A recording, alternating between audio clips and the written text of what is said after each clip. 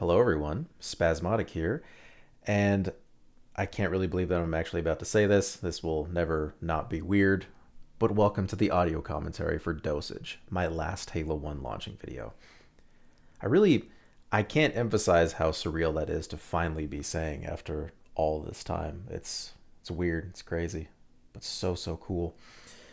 So this project, it started all the way back when I was in high school. I must have been 15, 16 years old at the time.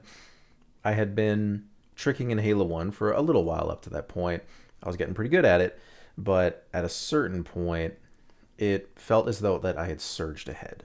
I started looking at the game differently compared to everyone around me. Like, obviously, people were doing incredible things. I did not invent being creative in Halo. I've stated this categorically before.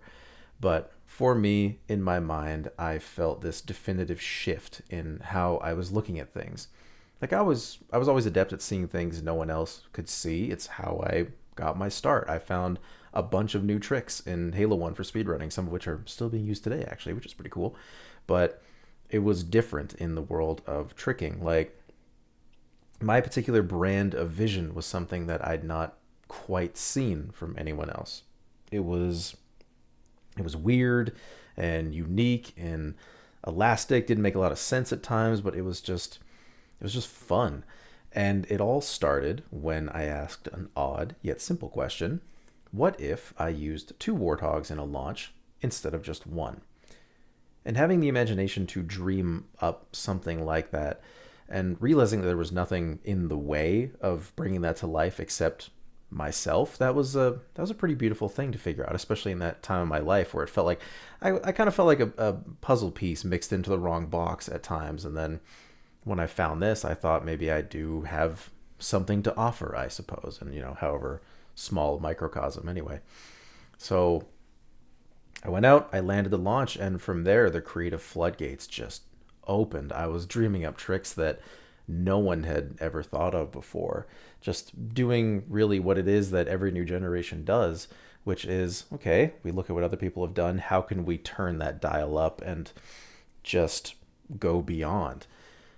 This influx of creativity was a bit poorly timed, however. It was practically in the middle of the Halo 1 tricking forum on High Impact Halo. It was starting to decline. Like, there were revivals here and there, like Miss Man when he got back through the Pillar of Autumn, which was absolutely ludicrous, by the way. Sneaky Pete, he launched a Warthog on top of the Assault of the Control Room onto the Citadel at the end of the mission. I chipped in as well with my Scorpion tank tricks, getting it onto the Suspension Bridge and the Banshee Pillar. But in actuality, we were all witnessing the slow end of Halo 1. But it wasn't a sad thing. It was a natural thing. Like, people were getting older, experiencing life, going to school, getting married, and so on and so forth. And I considered leaving around that time as well. Like, I was going back to school. I met a girl who would later become my wife, as it turns out. I was starting my career as a chef, but I wasn't really ready to let go of Halo just yet. It was still fun, so I didn't really see the point in abandoning entirely on that merit alone. Like, this is still fun. Why would I stop just because I'm slightly older than I was a few months ago? But beyond that, there was a palpable sense for me of having left something undone, and that is when I dreamt up Dosage. So the name comes from a series of rock climbing films from the early 2000s.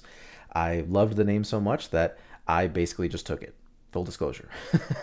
So the word, it sounded so good. It had the right amount of energy and punch for what I wanted to do. It really gave everything an identity. And the list of launches that I came up with was insane. Like, they were all brand new, never before seen tricks, and I believed if I could pull all of them off in one video, it would be one of the best Halo 1 videos ever made. So off I went. And I was playing some of the best Halo that I've ever played around this time. I was landing launch after launch until I finally ran into two that I just couldn't do. They weren't impossible though. Like, to this day, I still believe that these launches are possible. I just wasn't the right person for the job. And that affected me surprisingly deeply. I felt almost a little bit like a fraud, certainly like a failure, like an interloper. It felt uh, for the first time I felt the gravity of, man, I really am just wasting away my time. It was horrible, and it took a pretty serious kind of a lasting toll on me when I'll approach projects. I would approach them for years, and just that feeling of unease would just kind of, there was always that low hum of that with everything that I did. And I say it was surprisingly deeply because it's not lost on me that we're just playing a game, but at the end of the day, but it really just, yeah, it was a gut punch. And then at a certain point I lost an entire DVD's worth of my footage. I was using my old DVD recorder at the time. I think what really didn't help as well is the fact that I wanted it to be the best Halo 1 video ever made at that point, or at least like make a glancing shot at the top. And with the decline of the tricking forum, it really felt like there was a ticking clock on this this supposed sense of glory that I had imagined for myself. But yeah, then that DVD, it was something like six of the best launches from the list, and they were just gone. And a couple of them were a huge struggle to get right, and I was not thrilled at the idea of having to do them again. And then not long after that, I ended up losing all of the footage just to this cataclysm, this this hard drive failure just cratered in front of me. And eventually I actually lost the corrupt DVD itself somehow. I still don't know how that went missing, honestly, but it is certainly long gone now. It did not survive the many moves. And for anyone interested, the two launches. So the first was launching from the overshield on the beach on Sonic Cartographer inside of a warthog, and I would land inside that slit in the top of the silver structure that hangs over the map room entrance.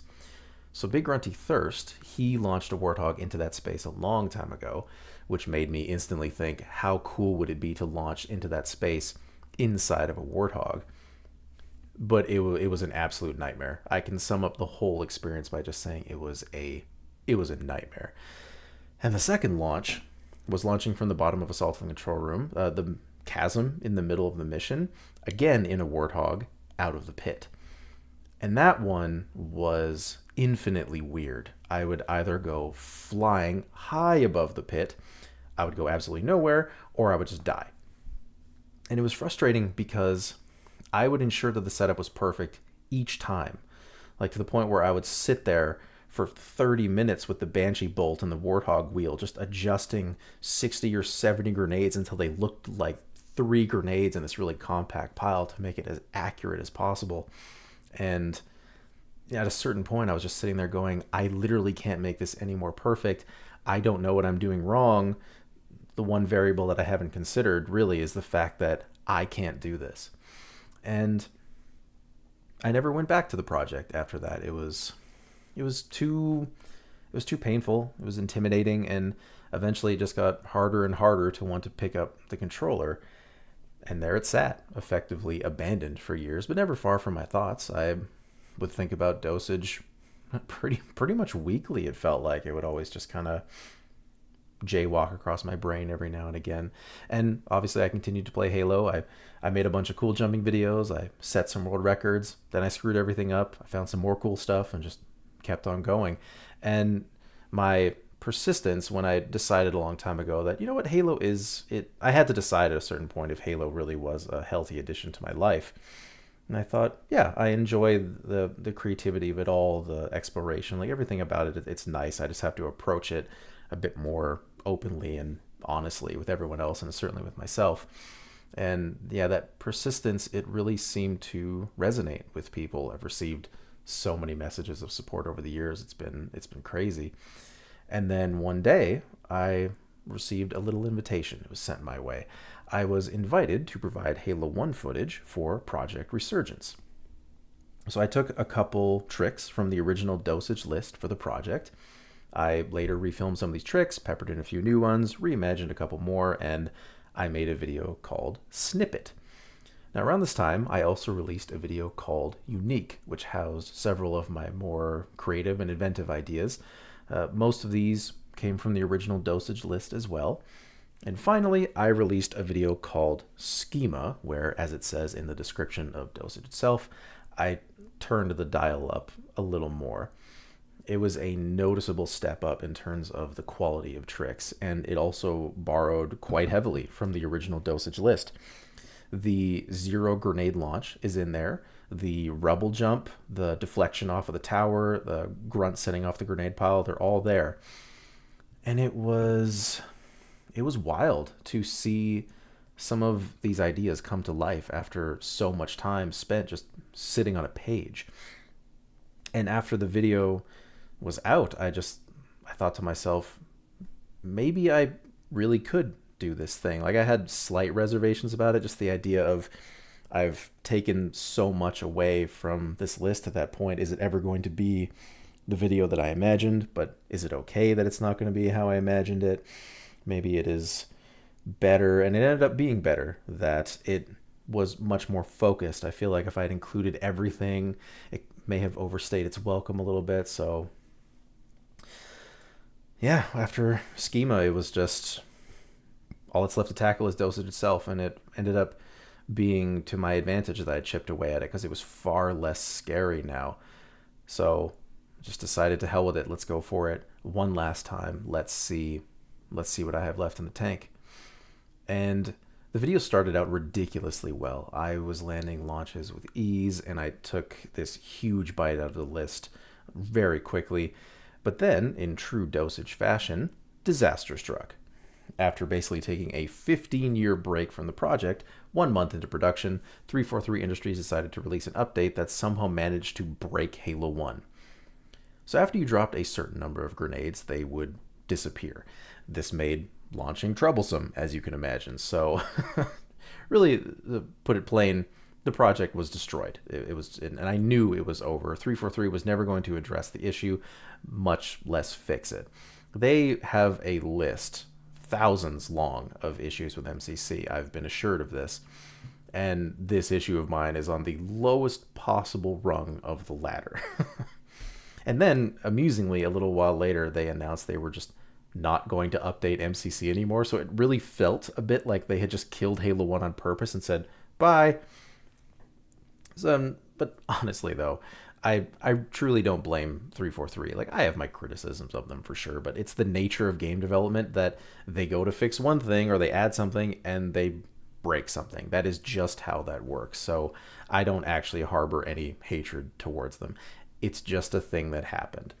Still, Dosage was dead in the water again, and I was a small handful of launches away from finally finishing it too. It was so, oh god, like I have a far better attitude towards the situation now that the video is done, certainly, but at the time I was severely dejected.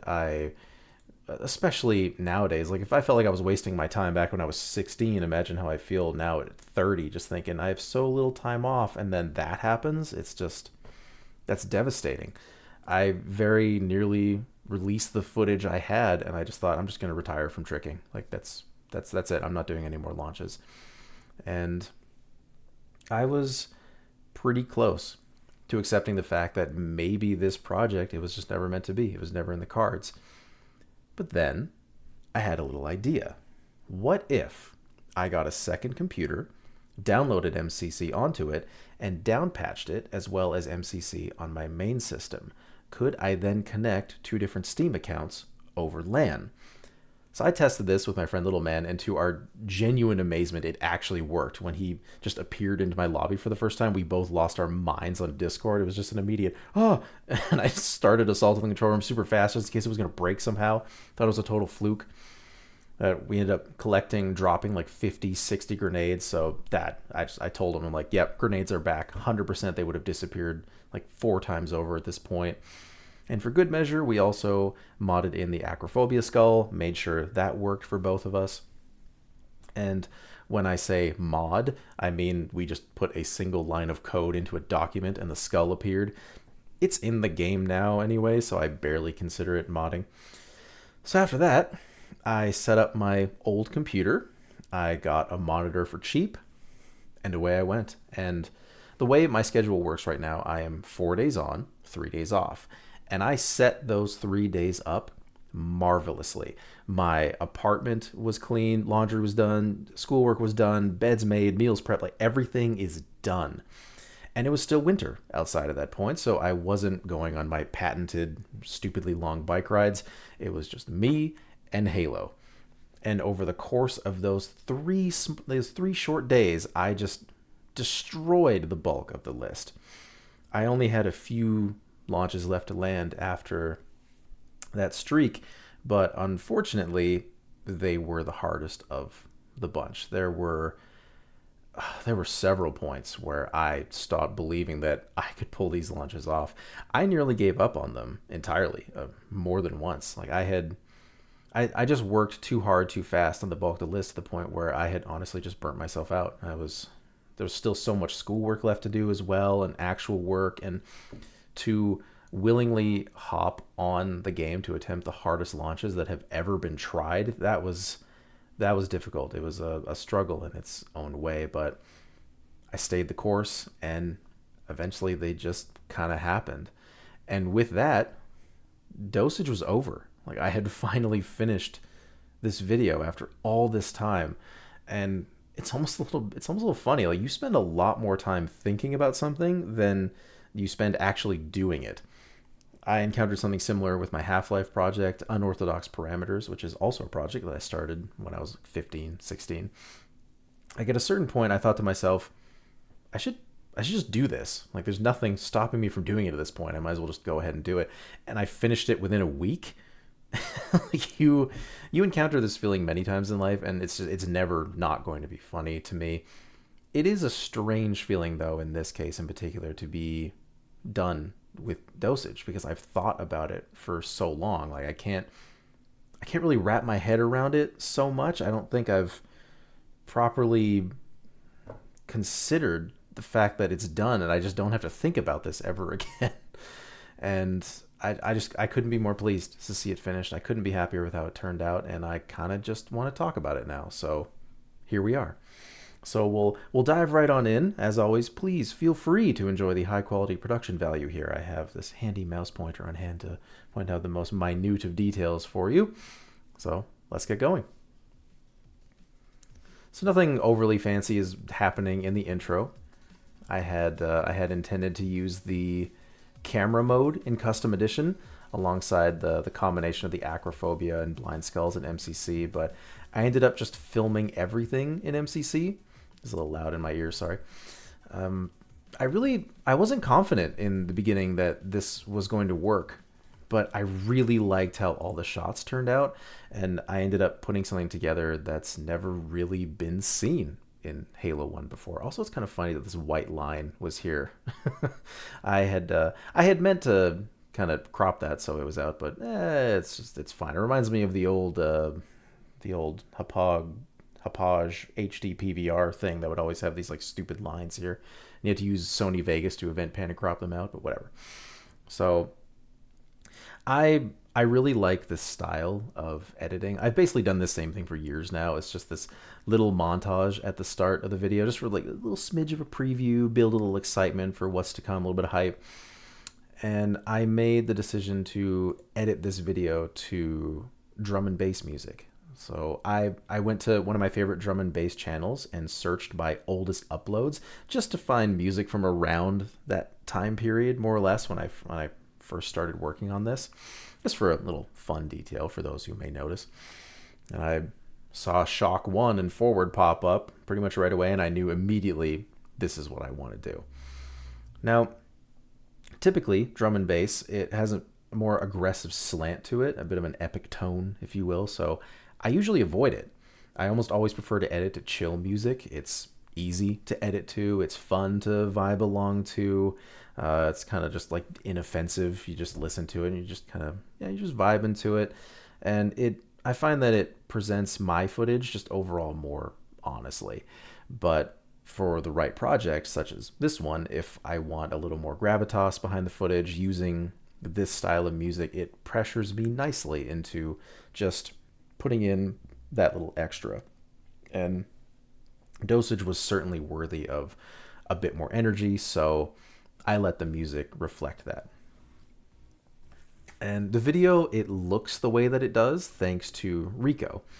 So he suggested that I hop into the NVIDIA control panel and create a custom 4K widescreen resolution. The test footage looked awesome, so I figured, why not? As he very accurately says, it's free quality. And everything combined, the resolution, the cinematic shots, it made this video one of a kind. Which, by the way, just to dwell on that point for a second and never really get to the video ever, I do find all of this a little bit funny and kind of heartwarming. Like, it was so defeating all those years ago to lose my footage and to lose it again 15 years later. But through all of that, I ended up being able to make something unique and beautiful. And I'm sure there's a lesson to be gleaned about that. Maybe about perseverance, but truly all that's coming to my brain is never underestimate your infinite capacity to trip and fall into something accidentally, sort of maybe pretty. That's all I can think of right now. Anyway, so this is player 2, by the way. I'm just on the bridge, so I'm like holding up on one controller and just focusing on trying to make the shot look clean. Oh god. So anyway, moving on. So this first launch is one that I showcased a long time ago. So player 2's role was much easier this time around with a keyboard and mouse. I just had to weigh down my my W key on my second keyboard, just make little adjustments with the mouse, and just steady as she goes. Banshee is not moving. What was kind of fun about it is that I used to have this, I'm trying to think, it was this little really dense, heavy block that I was able to put into an old mouse of mine, and I just had it for some reason, and I would use it to hold down certain keys if I needed it. But I didn't have it anymore because when we moved into this apartment, the most recent one that we're living in now, I got rid of so much stuff, and I'd gotten rid of my handy little weight thinking, oh, I'll never use this. And then the time came to hold down a W key forever, and I thought, okay, what am I going to do? It was my birthday not too long ago. So my wife went out and just decided, you know what? I'm going to get this gigantic balloon that's shaped like this happy cloud. But if you look at it a certain way, the cloud looks really demonic. But it has this fancy star weight at the bottom, so the balloon doesn't just go flying into the stratosphere. And we tried setting it up so it was holding down the W key, but I forgot to change the keybind for getting in and out of vehicles and interacting with stuff. So I just jumped out of the Banshee insanely. Oh god. So it was for the entirety of this launch, I would just kind of look up and just see this balloon staring at me the whole time. But hey, it's kind of like the Red Green Show. The duct tape, for me, it's balloons. So in the past, what I had to do was shove a dime underneath the left thumbstick, which is something Mador showed me actually. Someone drew a diagram of it and like circled it in red and like, do this. Just hold the thumbstick forward. And then later on, because the Xbox One controllers, you couldn't fit a dime in that controller well, so I had to like use my foot to push it forward. And then because I'm old, my foot would cramp up and the controller would smell like feet after. It was just an awful experience overall. So this launch, it was it was always intended for Dosage itself. So I happily landed it again. It's one of my favorites because there's nothing up here the whole way, but it is a tricker's instinct to want to go as high or as far as they possibly can. So I created this platform to launch to. And one of the big advantages of MCC is the fact that I can adjust the brightness. So this whole chasm area is no longer shrouded in darkness and hard to edit around, hard on the eyes. I like that I got this shot of me flying up, by the way. That was this fun little, that's me flying up with acrophobia, by the way. And then we have the bottom of the Lightbridge pit to the Lightbridge tower launch. This is the setup to get down there. So I'm not standing on top of a pillar and second control. This was kind of hard to get this shot. Just the angle that I'm going there. I 100% hit the wall and just died, but whatever, who cares? So this launch, it is one of many perfect opportunities to mention the effect that acrophobia had on this project. Though I don't think that I've mentioned this up to this point, but for those who don't know, acrophobia Basically, it gives you the means to fly. So no longer do you need several grenades and a warthog to get on top of a tower. You turn this skull on, and you too can fly to the top of a blue beam tower in under 10 seconds. And just in case you were finding yourself wondering now, no, I did not use the skull during any of the launches. I tried it a couple times for sure because it is super fun to fly around this game and just think I'll just release the A key and see if I can land on that ledge over there just for fun. But during an honest to goodness launch, it looks completely unnatural to me, and it's also pointless. Like, I'm already aiming at a target. I've set up a grenade pile and a warthog to launch to that target. Adjusting the launch to accommodate acrophobia is just needless. The complexion of the launch would look totally off, and there's just no point. There's no point to fly during any of these. It's not needed. Plus, unless you're looking all the way straight up, the momentum, everything about it is just wrong. We'll just leave it at that. The setups, however, that is where acrophobia shined for this project. The time that I saved on these setups was insane. So back in the day when I landed this launch, for example, I had to build a grenade pile on the upper edge, and then I would grenade it off the edge because the force of a grenade explosion, if it's far enough away from the grenade pile, it'll cause the grenades to jump slightly, so I push them off the map. And that's very handy for making tighter grenade piles at the bottom of a map. When you get down there, you do have to adjust it slightly because the grenades land in a line for some reason, but a little bit of adjusting, and then I would start launching. But for this video, I could fly down, drop the grenades, and then fly back up. Like, this whole setup, it took minutes. I think I did all of this within 30 minutes, like, quite comfortably. And oh man, the pinata skull as well, that enables you to punch enemies and they just drop grenades. That is a complete godsend for tricking. The setup for this took no time whatsoever. Now, I was not sold on skulls in Halo 1 at the beginning. That felt like more of like, that's a Halo 2 and beyond thing. Like, why we don't need that in Halo 1. But now I just absolutely, I love them. But there is one downside to the acrophobia skull. When it is activated, you lose the ability to crouch. When you crouch in midair, you just stop dead. And that's quite the disadvantage in Halo 1, because you suffer from fall damage in this game, and one way to soak up some of that extra damage is to crouch when you land. The technique is aptly called crouch landing. That is obviously impossible now, so every launch with it active needed to be perfect. Like, it completely defeats the purpose of a launch to, like, oh, I'm just about to fly over my destination. You hold crouch and you just fall. It's like, that's, you might as well just be using acrophobia and just skip everything else. Luckily, this launch is one of the easier ones in the video. Like, even without acrophobia, the setup is not overly difficult. As for the launch itself, people have launched out of this pit before. I'm looking at you, Dom Dunk, you legend you, but no one has ever launched to the top of one of these spires from the bottom of the pit before. Mainly because the setup back in the day involved placing player 2 on like the edge over here and dropping grenades that way. So the pile at the bottom of the map was super messy.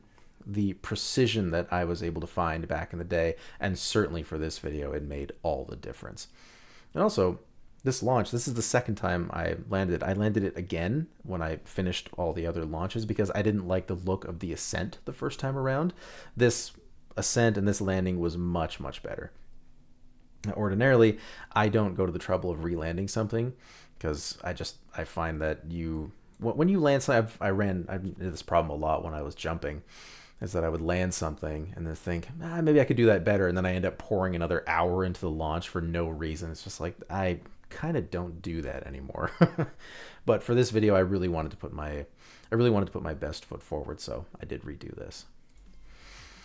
And then comes the bottom of Silent Cartographer to the top, which is also a launch I've showcased before, but it was one that was always destined to be in Dosage itself. Now, I noticed this little hidden area a long time ago, and it immediately became the perfect target for a bottom to top launch. Like, Duquesne, he launched, I think he was the first actually, he launched from the bottom to the cutscene ledge, and I felt like just taking it a tiny step farther. Again, this setup done in minutes. The trade-off, of course, was the landing. So this landing is quite a bit more difficult than the Light Bridge Tower. This ceiling right here, you can't see it very well, but it is sloped. The ceiling far above is sloped. It's also narrow, and where I land here, the roof above this slopes out, and it extends beyond this ledge a little bit. So you have to get the power of this launch dead on, or else you are just flat out not going to land on this ledge. It's a little easier with crouching, but while standing up, it's a little bit of a nightmare. Luckily, I dialed this in nicely and landed on the edge absolutely perfectly. You can actually see the ledge kind of sticking out over just ever so slightly. And then we have the control room launch. This shot here, by the way, was a huge pain because I had to figure out a way to get the Banshee in the air and move the right analog stick just a little bit. It's like I wanted him to be a little bit lower, but the way I had it set up, I think I'm gonna run over my own cameraman if I do that. So you get him up here. I should have just like sat in midair and filmed down, seeing the Banshee go down on reflection. But this looks better. I liked getting the scale of the room. That's really the shot that I wanted, and it also lets you know where you are. So that was really why this is looking the way it does. Now, this was a launch that I landed way back in the day using a Warthog. So keen-eyed viewers may recall that there is no Warthog in the Citadel Canyon. Normally, when you leave the first area with the pulse generator and everything, and you proceed far enough through the level, if you backtrack, the door that leads back to the beginning, it just locks. Now, I figured out a way back in the day that the door was comically simple to keep open forever. So immediately I thought, well, I'm going to launch a Warthog back to the start of the mission and get to launching. And this was ages ago in a sadly lost video called To the Start of Two Betrayals. I think it was the first video I ever edited on my own. And it was so much fun. It was just all brand new tricks. It was so beautiful. And I landed the launch again. The second time I had attempted dosage was on my Xbox One. I went up to the control panel and everything was all great and good. But when the time came to land it for this video, one last time, for some reason, I just started to have a look around. I don't really know what was guiding me to do that, but I just couldn't shake this feeling that I could make this launch better somehow. Like maybe I was going too fast and I thought, let's slow down and just have a look and see. We got to turn over every stone for this one. And that is when I found that the top of this room has a bunch of ledges that you can stand on as a perfect set of targets if ever there were some. And this ended up being one of my favorite launches that I have ever landed. It is so cool. Now, it is my strong suspicion that everyone else knows that this area exists up here. I can't shake the feeling that maybe Skirty did this first as well. He probably did. But this was new to me. And like, honestly, this was completely new to me. And I thought, well, obviously I'm getting up there. And that's pretty nifty in a game that's almost a quarter of a century old to find something that you've never seen before. And moving on now. Oh, this is such a nice shot. I love this so much. So we are back on Sonic Cartographer, this time in the security pit, which is a classic bottom to top launch, but I had my sights set on something just a little more advanced. So the original idea was to aim for one of the windows in the hallway that leads up to the switch. This was a launch that I'd landed years ago on my old channel, and I was intent on landing it again for this project. I would have had to have done it without acrophobia because you need to crouch in those windows, which launch fairly painless to set up, honestly. But then I noticed something. So underneath the switch is this area that was first reached by someone all the way back in the iBonk days in 2001/2002. So I had always wanted to get under the glass. But for some reason, I just never sat down to do it. And it was strangely daunting for reasons unknown. Like I got under the map room switch quite comfortably, and I think it was my recent Christmas montage, but I never attempted this area.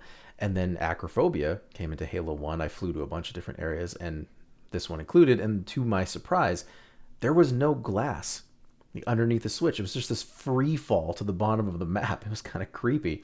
You can only stand on these 4 beams, and pretty much immediately a light just went off in my head. And it's kind of fun that I launched to these beams and got to them for the first time via launching. It is very much like me to overcomplicate something into oblivion. And these beams were just completely perfect, and they were interesting to launch to without the ability to crouch, considering you can barely stand in that spot. You'll see that, but it wasn't really the worst.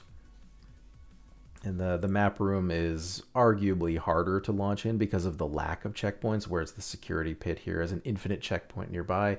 But this was still a pretty decent challenge, and it's easily one of my favorite launches. I love this area so much. It's so pretty, and really it's one of my favorites because I dreamt this project up when I was like 15, 16 years old, and I start working on it again at the age of 35, and something new just so happens to pop into my head. It's this feeling of like, I still got it. Like that's pretty special. I like that a lot. And now we move right along to the epic bridge deflection. So this was an idea that I had for Dosage that really illustrates what I meant when I said I was looking at the game differently. So Halo 1 launching is, at times, you could say it's a bit of an A to B type of activity. Like, oh, look at this giant tower. Let's get up there.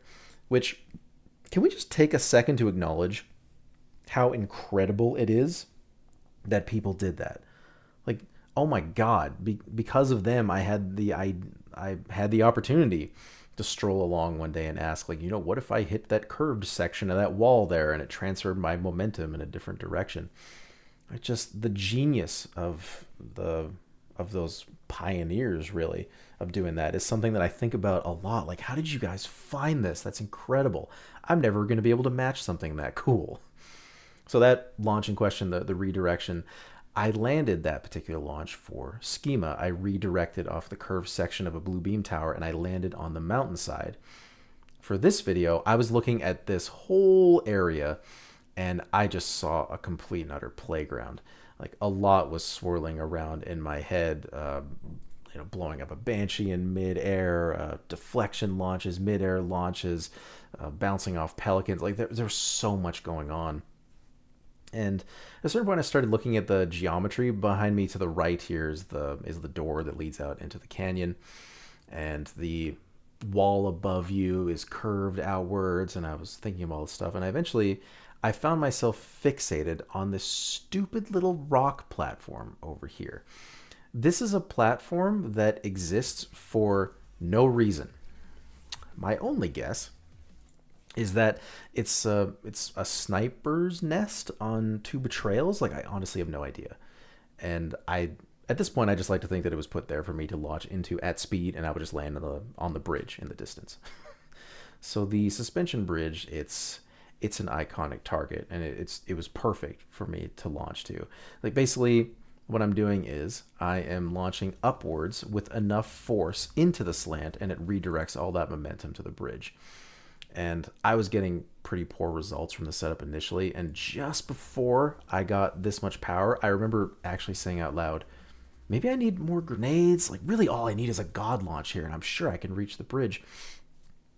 And the second the Warthog hit me, I just went, yep. This is easily one of the more intense launches I've ever landed. The energy in the song, I had to cut the song into pieces to make it sound a little better, and that cut was perfect with the hit of the Warthog. I love this so much. This turned out better than I ever thought. And then we have the top of the Citadel on Two Betrayals, which is also a launch that I showed ages ago in the start of Two Betrayals, but it was always meant for Dosage. So luckily this time around, I had anniversary graphics to show the ascent. Otherwise, you're basically blind by the time you get up here because you are literally flying into the clouds. Now, I was able to use a Banshee instead of a Warthog for this launch, which was a welcome reprieve. This launch was first done by Dollar Pwn Center and Team Gnarly. And this just random video they released at some point, just like launching around the campaign, and we pretty much unanimously agreed, like, yep, the top of that Citadel's never been reached before. That's pretty goddamn cool. So I immediately thought, yeah, I'm going to be the first to get on top of the one on Two Betrayals. It's got to be up there, right? You don't know until you try. And then we have the inside of the Banshee pillar and up through the glass. This is once again showcasing my ability of just looking at things a little bit differently. Like where others may see an obvious barrier in the form of a glass floor, I just saw an invitation and an opportunity.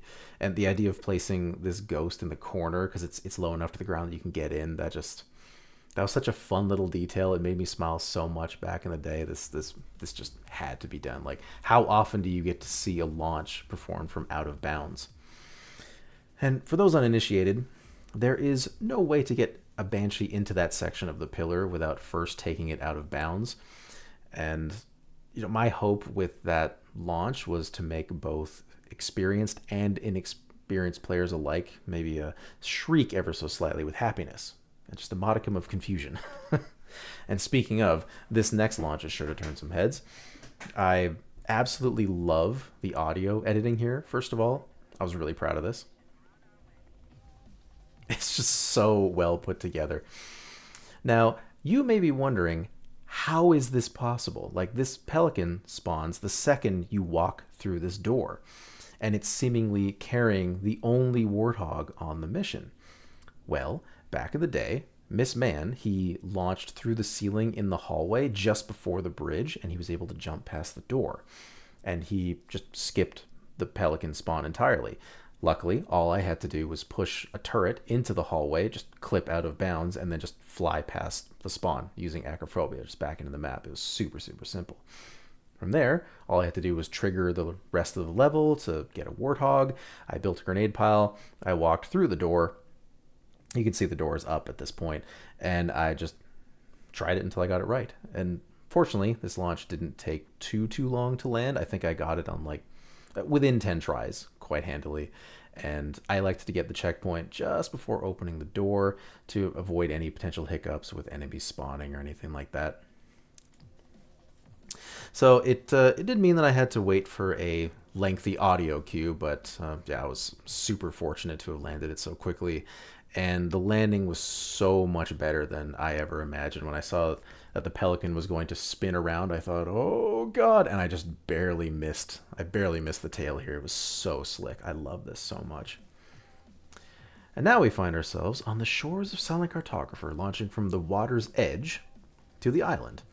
So if you drive far enough out into the ocean here, eventually you hit a wall that I would describe as being 5% squishy. So setting up a launch here is great fun because even with anniversary graphics, you can't really see anything. You can see enough you can see the grenades, thankfully. This was so much worse. Back in the day, you were basically blind building a grenade pile. As you can see, it's dark. You can't see anything. But luckily, with Sputnik being active, I didn't need to build this gigantic grenade pile to get sufficient distance. The pile, I think I dropped 12, 16 grenades into it max. With Sputnik, that's pretty much all you need to fly across every map in the game quite easily. Now, this landing spot I picked is very much intentional. You land in this convenient cubby on the left side. If you land directly on the nose of the silver structure, typically you have so much speed by the time you get there that you slide all the way down, at which point there's this drop directly to the ground. I didn't really want to put a warthog here to stop myself either. And I didn't want to hit the top of the structure and skid on top of the island. Like, the silver structure itself was the intended target. It's an obvious target. It's iconic because this is your first big beach battle. It introduces Sonic Cartographer. It's one of my favorite missions because of this. And just hitting the island is not all that precise. You can kind of just go anywhere and do it. It's just kind of whatever. And I really wanted the option of looking out into the ocean after landing. Like, there's something satisfying to me about looking back where I launched from. It's cinematic, and it's kind of trained me to not like jump up and down and blunt strike and do all this stuff to show everyone that I'm celebrating landing this launch. It just kind of calms me down a little bit by the time I'm about to land a trick, and it helps lend the necessary perspective for viewers that can sometimes be lost by the time you land on something, especially if a lot of explosives are involved. You can't really see what's going on. And then moving on to the triple warthog launch, and honestly, I had mixed feelings about this trick. Like, if pressed for an answer as to the genesis of my tricking mind, as it were, the turning point was definitely the original double warthog launch. So adding a third warthog into the mix was the logical next step for dosage. Unfortunately, it also increases the difficulty exponentially. I tried for some time to get the trick done in one shot, but eventually it made more sense, if only for my sanity, to split this trick into sections.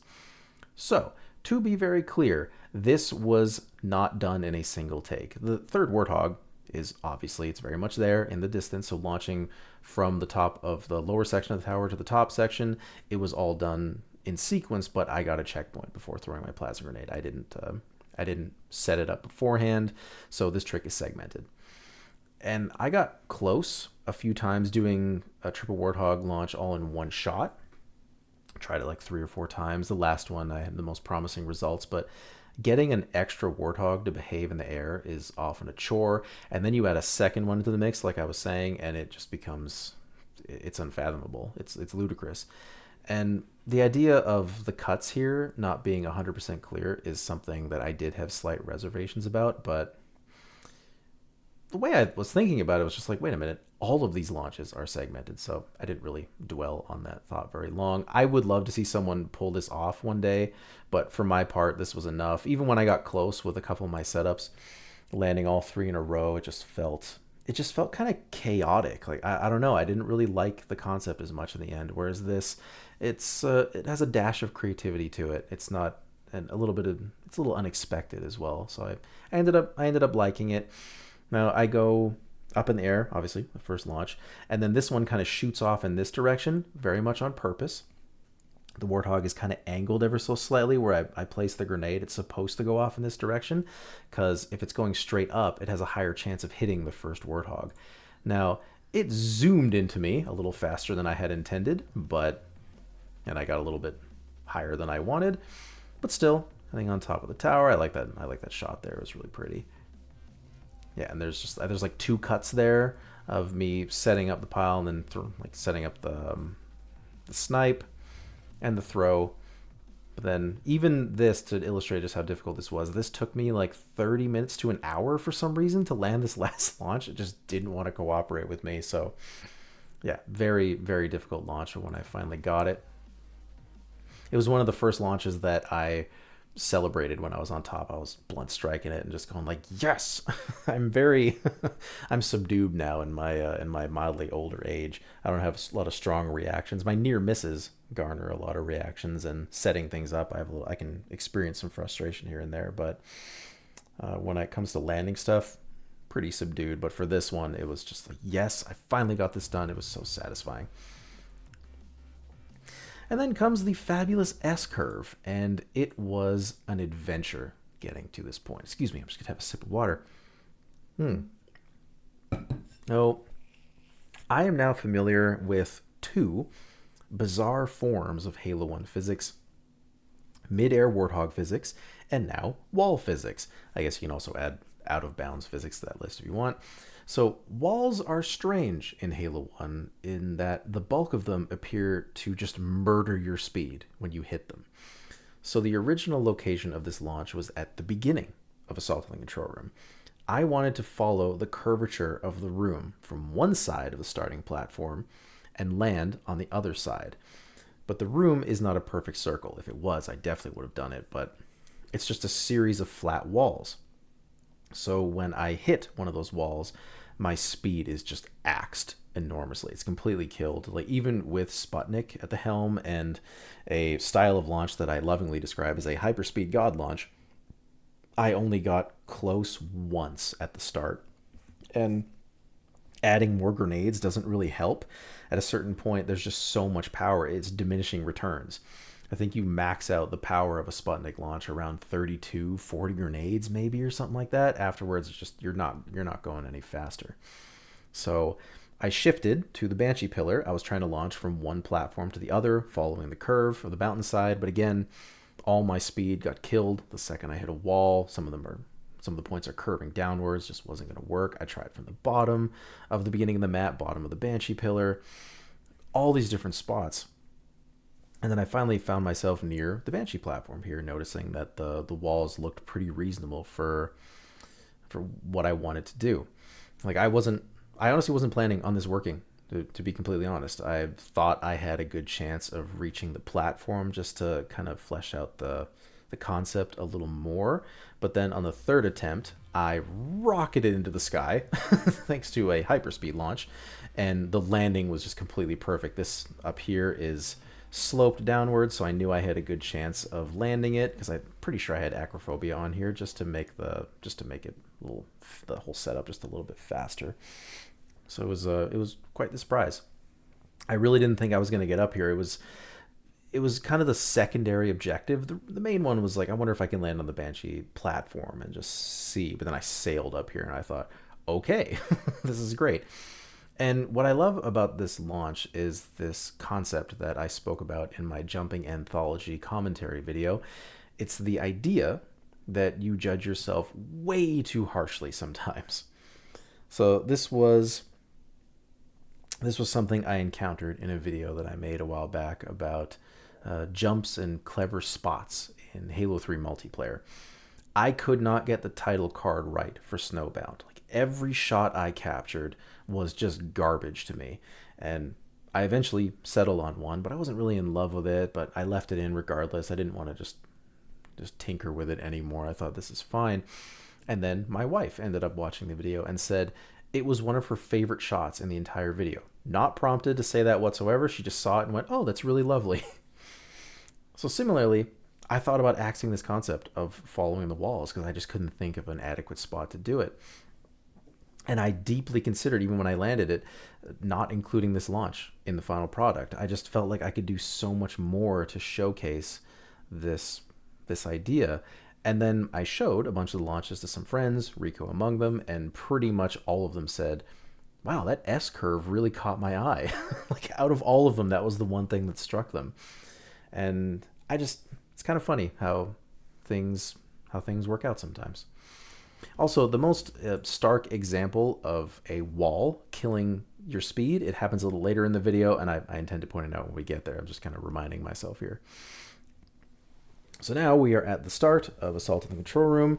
This was yet another launch that I heavily debated. So, like, a lot of thought went into this project, just, by its nature, but I knew it was going to be my last one. Like, I still have more in me. There's lots more to do in this game. I have other launching ideas. If I was invited to a collaboration, I could try my best to do something, but I really wanted to put my best foot forward in this video with the intent of this is the best that I can do. I'm not coming back to this. Like, I don't want to make another launching video, and I'm not going to do better than Dosage. Which, for me, that meant that I had one chance to get this right. So every launch, every shot has to earn its spot. Now, I debated this launch because originally it was never the plan to launch out of this pit. Not technically. I did want to launch out of this pit, but on two betrayals. So this area, it still exists on two betrayals. It's just past a locked door. Once you get past that door, you enter into this strange realm of unloaded textures and sideways doors. So the original plan was to launch from the bottom of that pit all the way up to the top. And that remained the plan even up until I started working on this video again on PC. However, not only is the setup completely insane, it's brushing against being impossible. The Master Chief Collection presented another problem. This area on Two Betrayals is pitch black. So the textures really don't load this time around, and it's honestly creepy. You really think you're going to fall into the floor. Like, lights are showing up, but that's it. Everything is black. Like, you need anniversary graphics to navigate properly. What's odd, though, it's honestly kind of cool, is that when you get to the bottom of the map, it's not actually in the dark, air quotes. The floor is just black. So grenades show up clear as day. Dead bodies, banshees, everything, it shows up clear as day. But the entire way up is black. You can't see anything. So I made the decision to perform this launch on Assault in the Control Room. Now, back in the day, people would have lost their minds at the Two Betrayals launch. But nowadays, I would argue that not many people would really understand what's happening. And that's not being mean, but it's just like, how familiar are most people going to be with that area? Like, I find that tricks are a little bit like jokes in that way. Like, if you have to explain them a bit too much, they kind of lose a bit of their luster. Like, all people are going to see on the way up is a black room. No sense of scale, no sense of the area, nothing. It's just like, okay, I don't really know what he's doing. Why is this impressive? You instinctively start to answer that question if you can't gauge the scale. And I wasn't making this video with the hope of getting tens of thousands of views or anything like that. I stopped caring about that quite a long time ago, but I wanted the video to be accessible, approachable, just welcome for anyone to understand and enjoy. And if I used anniversary graphics to bridge that gap, it was just going to look like Assault in the Control Room anyway, but with infinitely more trouble for me to set it up. And the payoff, it just wasn't there for me, honestly. So I landed the launch on Assault in the Control Room. This still wasn't a picnic by any stretch of the imagination, though. It's kind of surprising how deep this pit really is and how hard it is to launch out of. Like, I don't want to sound overly modest when I say this, but I am very good at launching in this game, especially vertically. There is no target I can't hit. If you give me a flat surface, a few grenades, and a warthog, I'm going to land on it. But this launch was just painful. So launches typically take me a few minutes to land because my setups are so dialed in and I just know what it is that I'm doing. But this launch took like 2+ hours to land, which is not much compared to other launches that have been landed, to be sure. Even some of like my old tricks back in the day, like the Scorpion Tank and the Banshee Pillar, took me 3 days.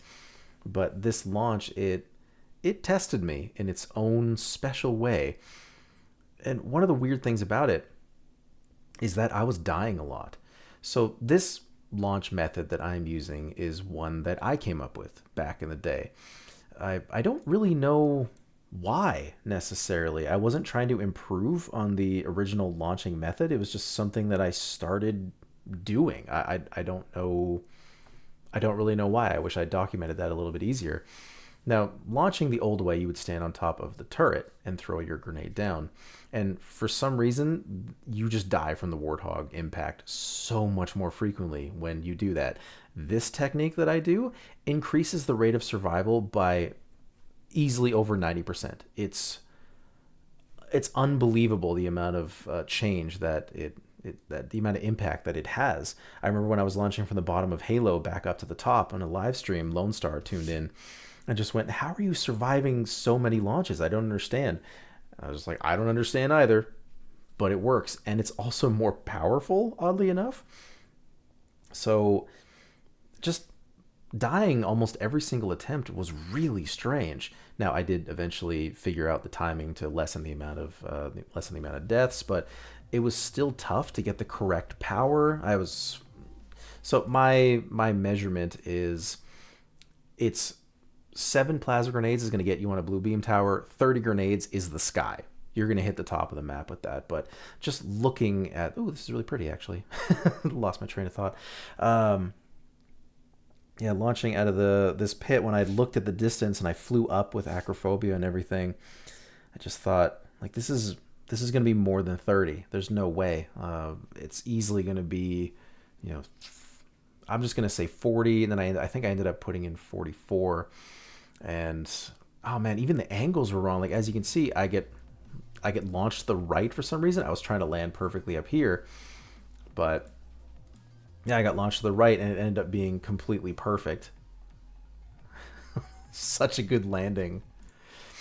And so because I had acrophobia on, that landing had to be perfect. Otherwise I would have died on impact. And after that much hang time, that deep of a pit, that's a pretty tall ask. Also, I had to dodge these stupid rings the whole way up, and then this surface that I'm on here is so much farther away than this, so I had to dodge them, get close enough to this ledge that I could then somehow arc on top.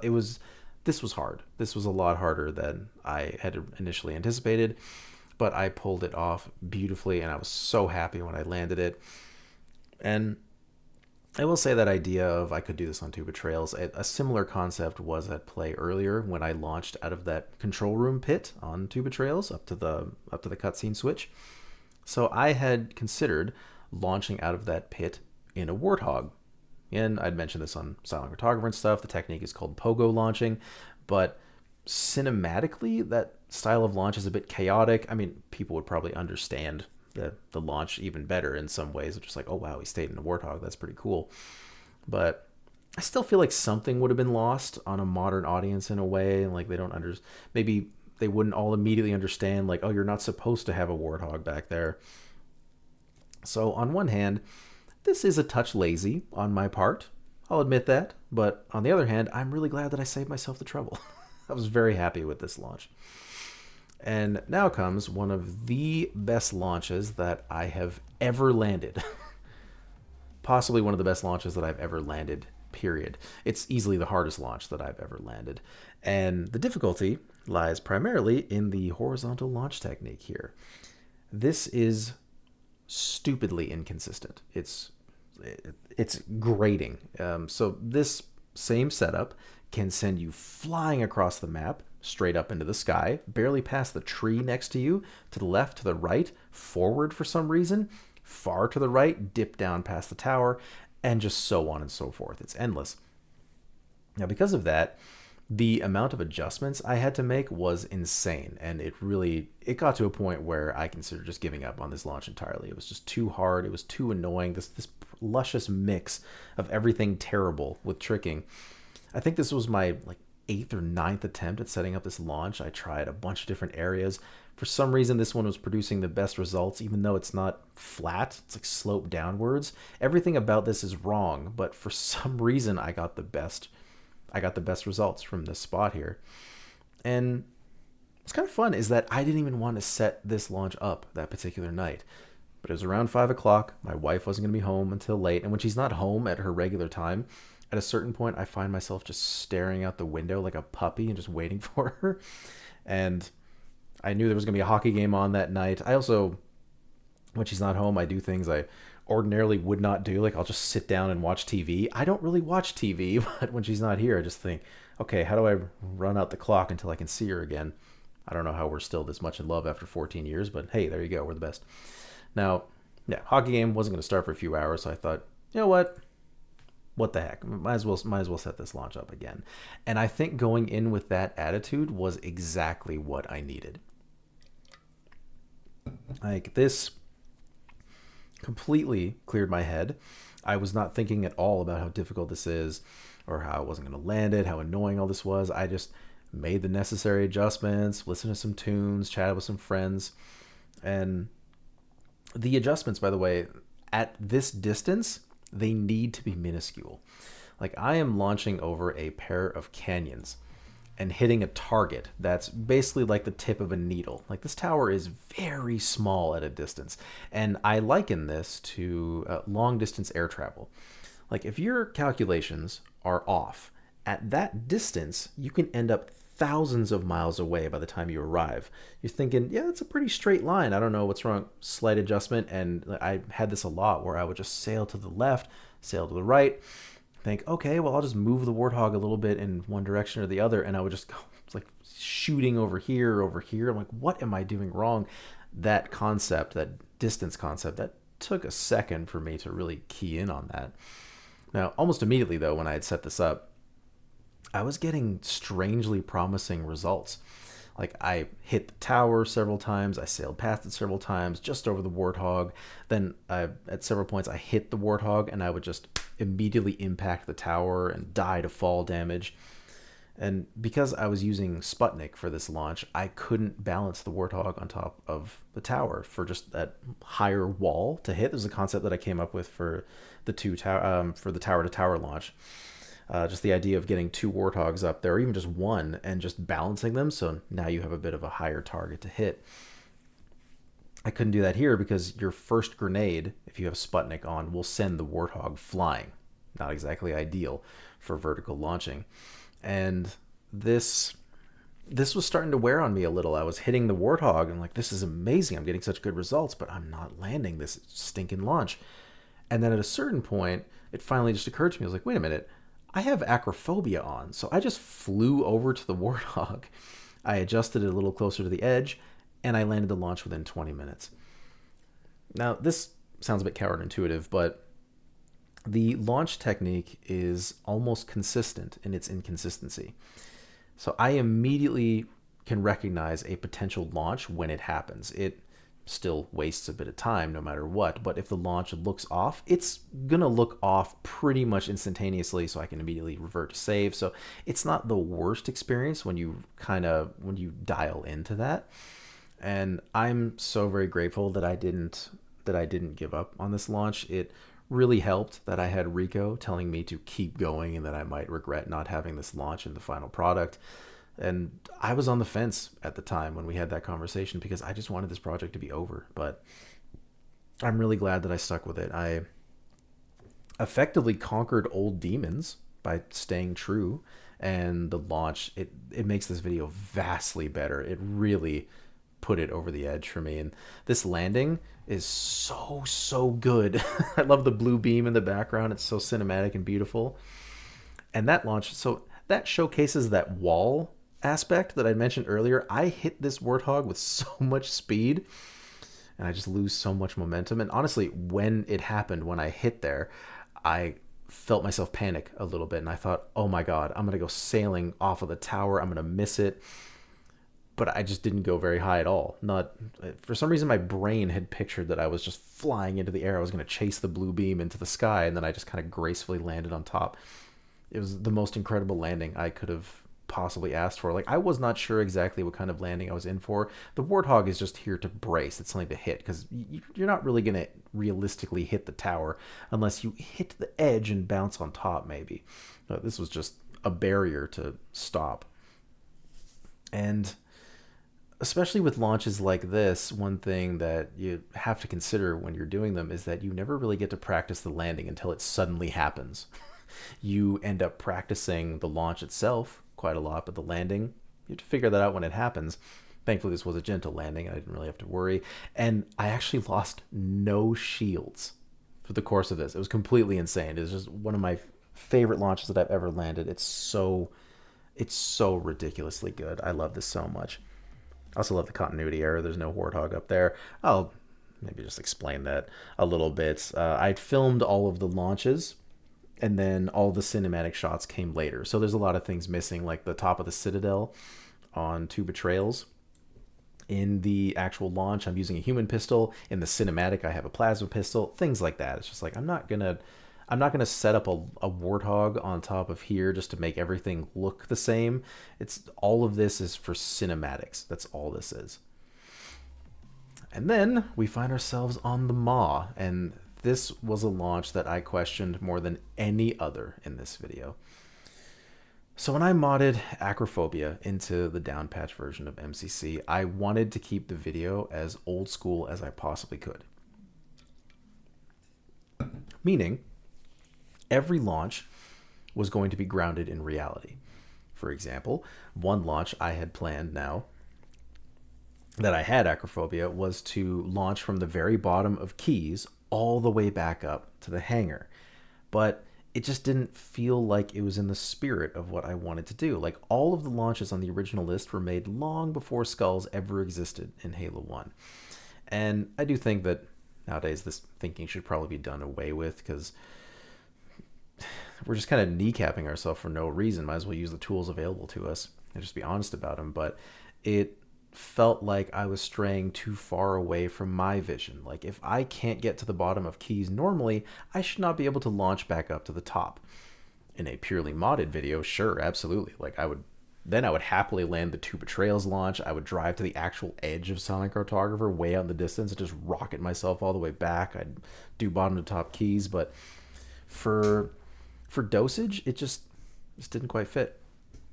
Like, all the setups for all the launches in this video can be done without Acrophobia. It is here purely to make things take less time to set up, because I'm 35 and I don't always have the time to devote hours of my days off to video games, mostly because there's just other things I'd rather be doing, frankly. I want to write, I want to hang out with my wife, like, I want to go on bike rides. Like, it's not my first instinct to think to myself, I'm going to spend 8 hours landing this launch.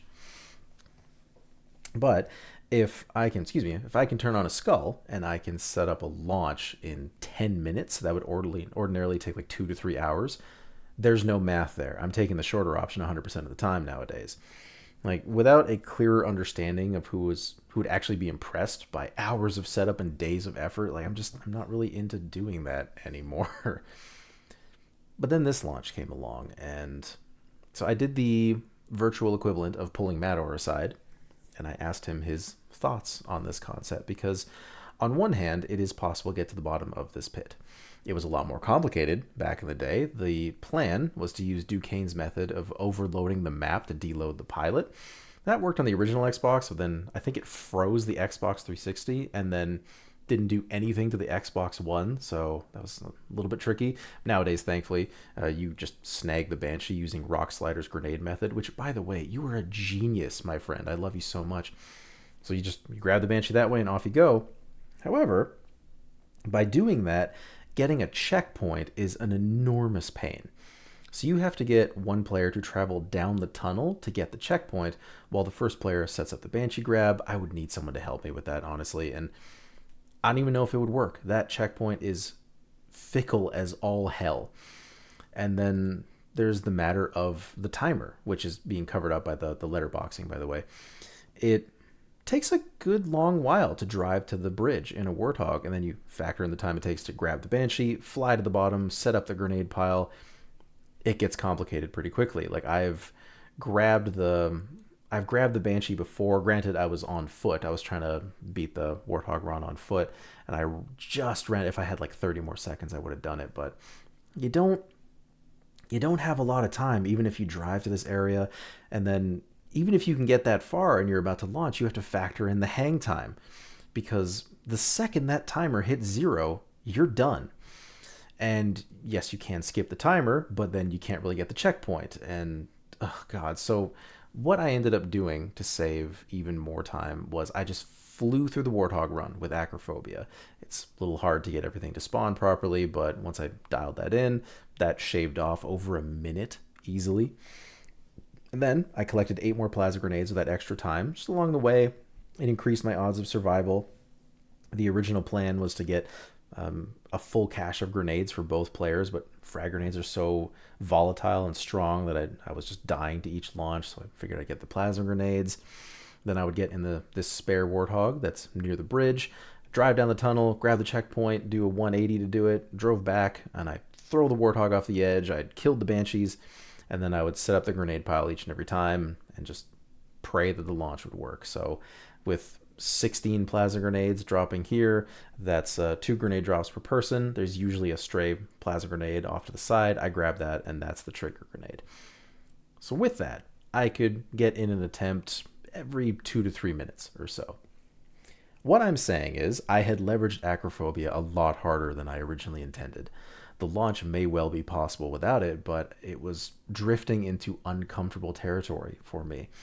It is a launch that I desperately wanted in the final product because it was on the original list, and I knew it had to be possible. But I wasn't sold on it when the time came to finally land it. Like maybe this really can't be done.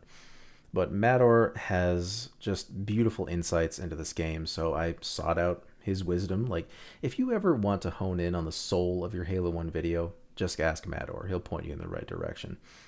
And we agreed pretty quickly that the discomfort of using Acrophobia in this setup, it's likely never going to really dissipate for people like us. There's always going to be that small question mark in the back of our minds. But it is about time that Halo evolved, so to speak. And with that, with his support, endorsement, and that discussion, it was full steam ahead for me. This launch sucked, though.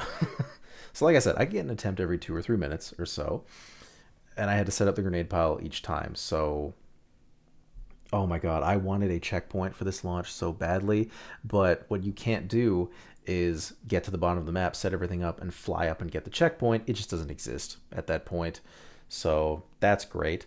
I asked Burnt if his checkpoint trainer might work, but online co-op didn't really seem feasible. I asked Rico and Hybrid, as they're using mods for their stuff. Would this work in Halo 1 potentially if both players had an altered map file, but we couldn't compile scripts in Halo 1? Then Hybrid figured out how to do it somehow, the absolute handsome madman genius that he is. But It only worked on the current patch of the game, so grenade piles were out at that point. It was just a total mess. So I got the faraway checkpoint and decided to just torment myself. So the day I landed this, I was going on a walk with a friend. It was several hours in there, but beyond that, my day was completely open. So the plan was to just keep trying this launch for hours and hours until I finally got it. Like I knew if I start at 9 in the morning, by the time I leave the house at 4 o'clock in the afternoon, there's a pretty high chance that I'm going to get it if I just sit there and just kind of drool into my eyeballs. But thankfully, it didn't take very long before I got this absolute god launch.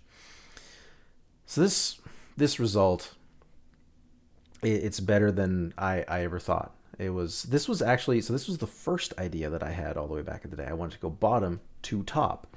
But in practice, it just seemed so far beyond what was not necessarily possible, but reasonable.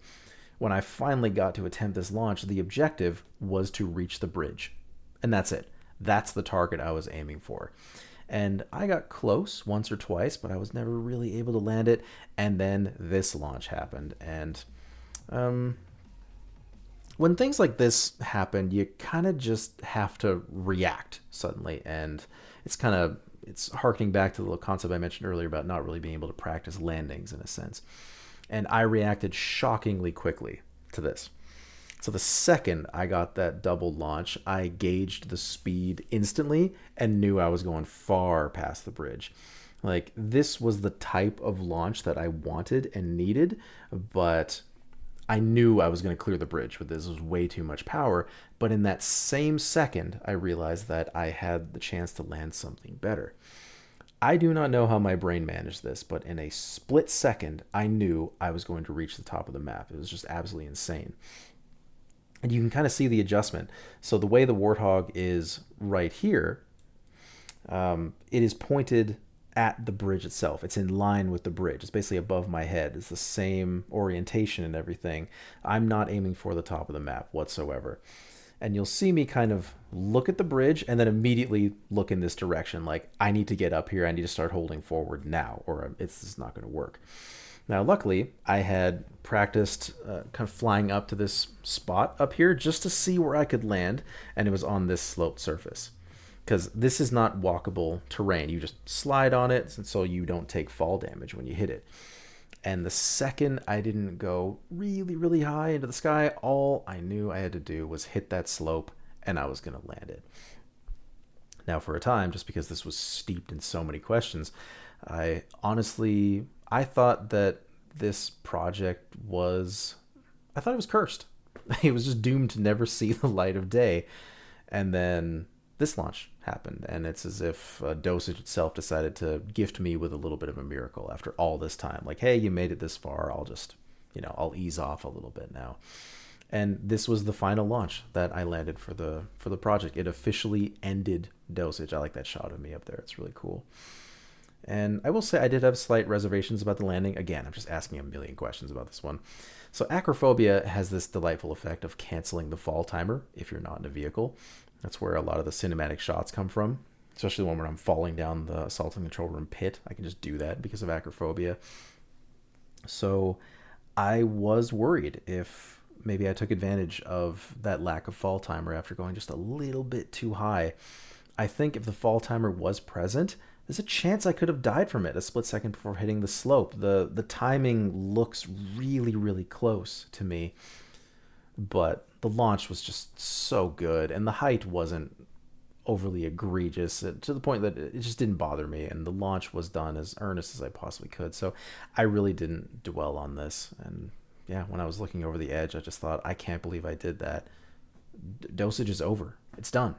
And it was a surreal feeling. I was shockingly calm after it was over, which I would ordinarily maybe interpret that as being just a little bit sad, but really I just felt like a weight had been lifted. Like, I don't have to think about this project anymore. And I was so happy. I had this big goofy smile on my face. I remember I texted my wife right away. I just said I did it. I posted on Discord about it. It was so amazing. I love this so much. It was absolutely beautiful.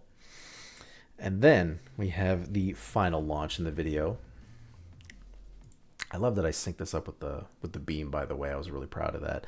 And this shot here is one of the most gorgeous ones that I've ever taken. Definitely one of the more unique ones that's ever been shot in Halo 1. And this was a launch that I have dreamed about landing since Uzni made it to the bottom of the second half of Halo all those years ago. So the cliffside tower is aptly named. It is right there on the edge of the cliff. So I knew all the way back in the day, if I could just get to the bottom of the map, I could launch up to the top of the tower. With acrophobia, the setup would be impossibly simple. Without it, I would have had to have led the Banshee to the second area, trapped it, built the pile, knocked it off the edge, and then got to the bottom. This is extremely difficult at the best of times. I have been to the bottom of the map before, legitimately, so I knew what to expect, and I was dreading it when I was on the Xbox One, but when I got acrophobia, I just thought, oh, thank God I don't have to do that again. But what is interesting about this launch is that it was actually among the hardest in the entire project to land. And I think it has everything to do with the strangeness of this area. So when you get to the bottom of the map, initially you are on just this flat plane, but at a certain point there's a lower floor that you can drop to. I am on this lower floor now. This is where I launched from.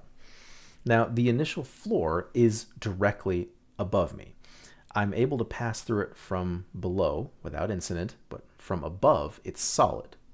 Below it isn't.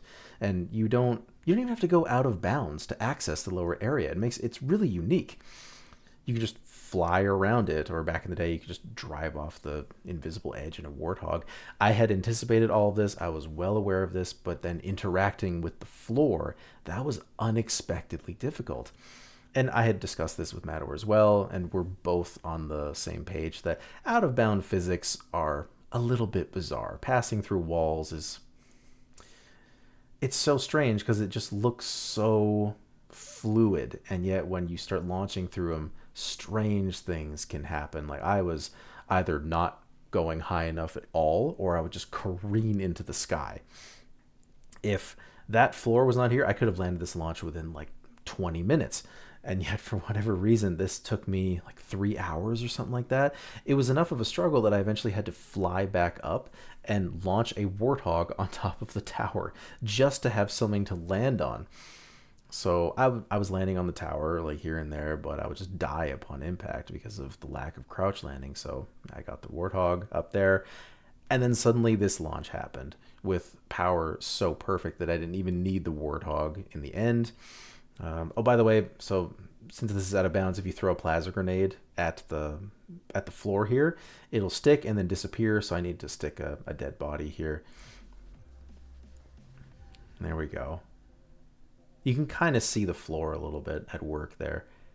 And when I got it, I just thought, no way.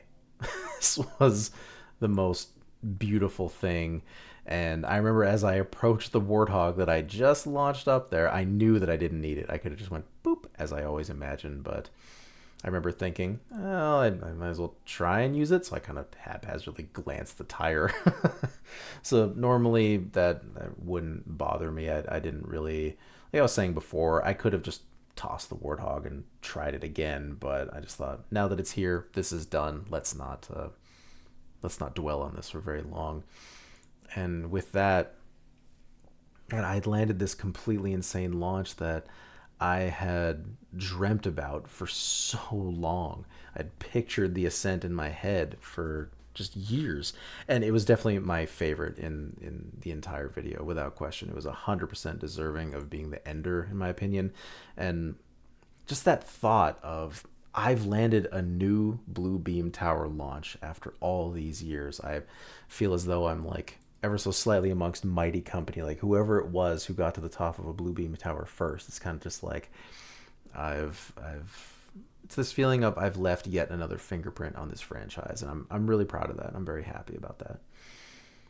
And now moving on to the credits, where I went with Rico's idea of including footage from years past, and it's something that I did consider briefly myself. I thought about doing a bunch of cinematics and just keeping it there, but just the idea of it being my last, I just wanted to take a little stroll down memory lane. I knew this was going to be goodbye, so it fit the bill.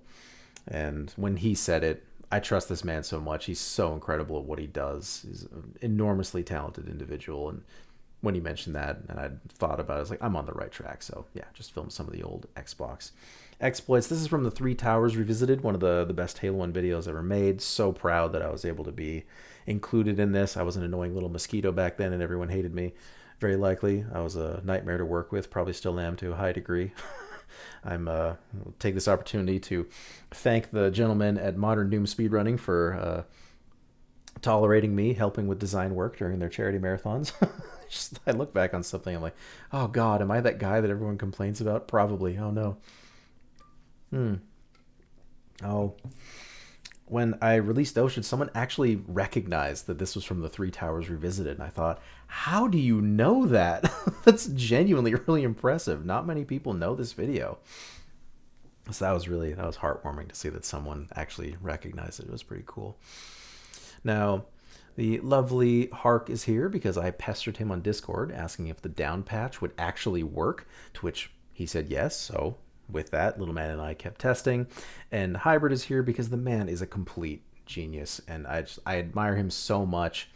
And like, dude, if you are listening, even though I ended up not using mods, I really do appreciate everything you did. Like, I thank you so much for taking the time to put that guide together for me on how to get mods to work. That was just so generous of you to do that. And yeah, I thank you so much for doing that. Like, you're of course you're gonna get in here, man. Like, you're incredible. Now, moving on a little bit. Now it's Mador. Here we go. So Mador is of course here for so many obvious reasons. But for less obvious reasons, he helped me set up custom edition again for like the third time in my career. I just wanted access to the camera tool in that game, but I only ended up using one shot from custom edition, and it's actually in the trailer. Everything else was filmed with Acrophobia and the Blind Skull. And he's also here because Mador has been a brilliant friend for years. We worked together on Singular, the jumping video, and we've talked at length about so many things. We've fought, we've gushed about each other. Like, we've pretty much done everything there is at this point, so I consider the man family, really. And he's just been such a good friend. He was one of the first that reached out to me back in the day. He defended me, and then he stuck around. He stuck around this whole time. And we had that lovely conversation about the mod. Like, just, I love this man. He's so great. I appreciate him so very much. And my God, is he a talented Halo player as well. Just in awe of what this man can do. That was a really nice launch, by the way. I still think of that launch every once in a while. Just like, if I were to attempt that nowadays, I don't think I mean, I probably could do it, but my God, I was a man possessed back in the day. So my friends at work here, I brought in my old computer so that we could hit it with a bunch of diagnostics, make sure everything was okay, run some updates on it, install Windows 11 fresh, like everything. So my old computer was actually supposed to go to my brother-in-law, but pretty much around the time I was going to sell it to him, his furnace just exploded. So I just kind of had this computer sitting around. I thought, well, I might as well use it for this video. It's oddly serendipitous in a moment of tragedy. And I was able to steal a mouse pad from work. I already had a spare keyboard. I got a monitor out of the clearance section for super cheap. Got it for like $50. And just away I went. So huge thanks to them. I remember asking a couple of them as well. Like, hey, could I borrow a laptop for a really long time? And then when it finally came down to it, I had a bunch of different ideas and just so much help. It was just, of course they're going to be here. And, you know, now that I'm really thinking about it, the idea of buying the monitor, it's a little bit disturbing and kind of hilarious how much money has realistically been poured into this project. So I remember earlier when I said that I lost all my footage, I actually took that hard drive to data recovery back in the day, just so I could get the original dosage list back. I have never told anybody that, but you know, I wanted the hard drive back just to see what was on it. I had some things on there that I didn't want to lose, but if I'm being honest, it was to get the list back. I did it just to get this damn list back, because I remember thinking, I don't want to forget this list. I need that list back. And that cost a fair penny for a single WordPad document. And then I bought the Master Chief Collection again, which my friend at work was just like, "Hey, by the way, Master Chief Collection's like $10 in the Steam summer sale." And I went, "What? Oh my god!" So I scooped that up real. Oh my god, it's just there's so many other little things that went into this project. I spent a very small fortune on this project in the end. If I really think about everything I did, the the things that we do for our silly hobbies. And my man Rico, oh my god, obviously he was going to be here. Again, video looks the way it does entirely thanks to him. And this man has been a great friend for years now. He's a constant joy to talk to. Him and I are very similar. It's nice to have a meeting of the minds. He's been talking to me about a project that he's working on now, and I just instantly understood what it was that he was. We're very in tune with each other. It's kind of funny how similar we are in a lot of ways. He also largely hates the same people that I do, which is always nice. And he was also one of the first people who reached out to me all those years ago, which is something that I'm always going to love him for. I honestly can't say enough about this man. He's a genius. He's so talented. His editing is so on point. I love the way he thinks about things and just treats people and everything. He's perfect. He's beautiful. I love this man, and we should all of us be terrified and excited for when his final video drops. I have seen some footage from it. It is beyond anything I've ever seen. It's so ridiculous. And oh my gosh, little man, young man, I can't thank you enough, man, for taking time out of your life, frankly, to like down patch your copy of Halo 1 and test whether or not it was going to work with me.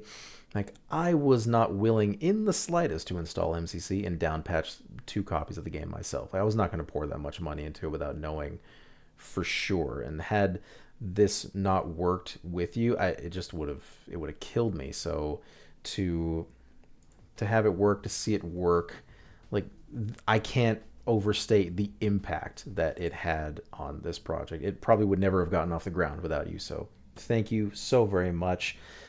Please, everybody who is listening, go visit this man. Go watch his channel. Do everything you can to support him. He's a great Halo 2 runner. He's just a great person overall. And my darling wife is, of course, here for. She was cheering me on the whole time. She kept me steady. She's infinitely supportive and just beautiful and wonderful. She lent me her Steam account for this project. Didn't even hesitate. Just like, here, take it.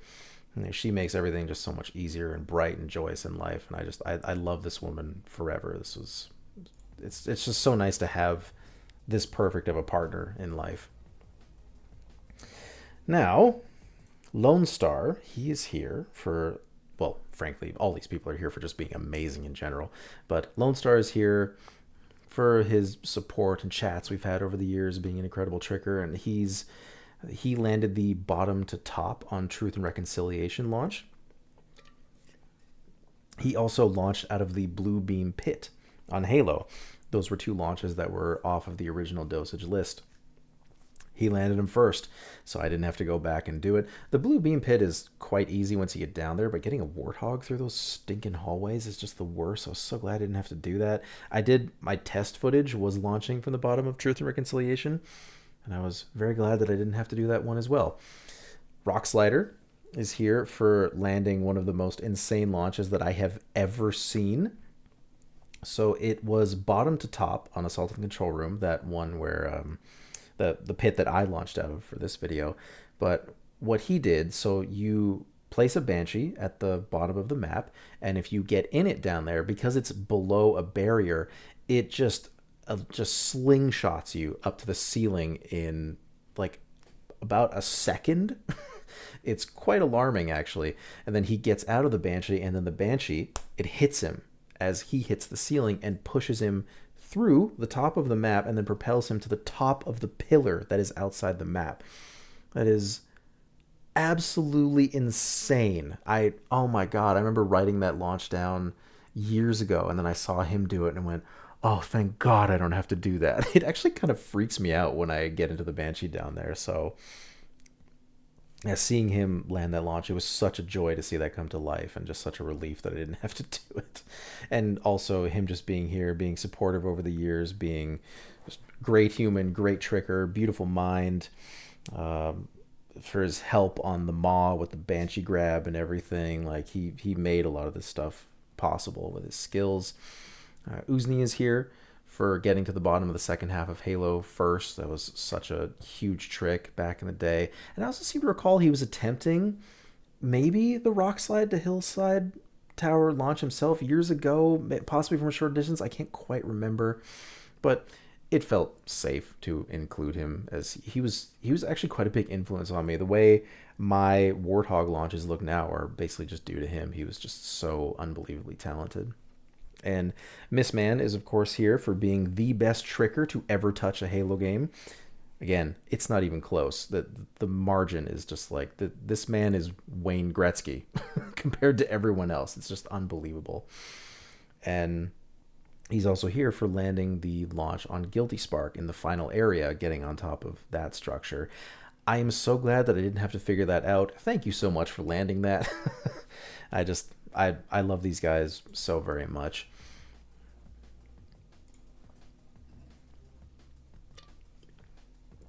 Slight pause to get water before I say, actually, frankly, you know why you're here. You're the best. And I I dedicate this video to High Impact Halo. I said this in the description.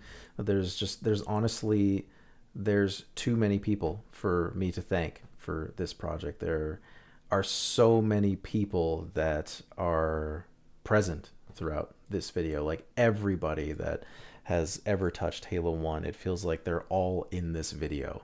And I can't ever hope to share all of those names. There's so very much. It's for me, this video, it is a love letter to everyone who's inspired me over the years. As I've said many times, and I will continue to say it, I am good at this game, but I have always stood on the shoulder of giants. I would not be here. I would not have the opportunity to do this thing if it wasn't for them. They're absolute genius. Their mild insanity is just what they were able to accomplish is just so cool. And I just hope that, maybe on some level I would be welcomed in their ranks after something like this. Just yeah, I find, especially nowadays, every once in a while, I get this feeling that I don't know, maybe some of the older guys kind of get forgotten, but even I look back on something as simple now as a grenade jump and just think that was the coolest thing I've ever seen in 2003, to see someone do a grenade jump like that changes everything. So yeah, just if you were a member of High Impact Halo, you were a Halo 1 tricker, like just you are here. Credit goes to you for this. And I wanted to mention the people who are no longer with us, people we've lost along the way. And like I started this project when I was still a teenager. I'm in my mid 30s now, and over that time, people I've talked to, like members of this community have passed away just far too soon. And it felt right, this being my last video. I wanted to pay respects to them. They were such the people that I interact with. They were such wonderful people, and I intend to think about them for many, many years to come. And that's the end of the video. It was the editing process really didn't take all that long. I was kind of anticipating it taking longer for some reason, but it went pretty quick. My wife would probably laugh at me at this point. She'd be like, "Of course it went quick." Like, she knows me so well. If I set my mind to something, it gets done very quickly. So even so, it was kind of wild to just think, okay, that's done now. I guess I'll just think of something else to do. Yeah. So thank you everyone who's watched my videos, my little videos over the years. The support has been, it's always meant a lot to me. I especially with Spasmodic, I stopped caring about attention, adoration, things like that. But it's always really heartwarming when people are really kind and appreciative of the things that I do. It means a lot to me, and just kind of taking time out of your day to watch something that I've made, it's a really cool feeling. And I feel very fortunate to be able to do things like that. And that's pretty much all I have to say, I think. If I have missed anything, if you have any lingering questions, please feel free to ask them. I'll do my best to answer. And yeah, that's basically it. Hope you guys have a good day. Thanks for watching. Take care.